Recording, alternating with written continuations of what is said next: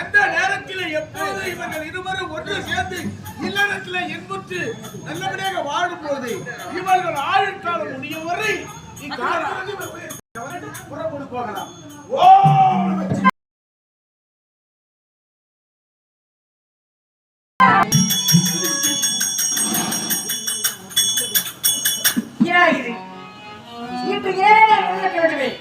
இப்போது பொருளை பரவாயில்லை வைக்கிறது. அப்போ நான் சாகவில்லையா? இந்த நற்செய்தியை என்னுடைய நண்பன் சுமாரி சொல்ல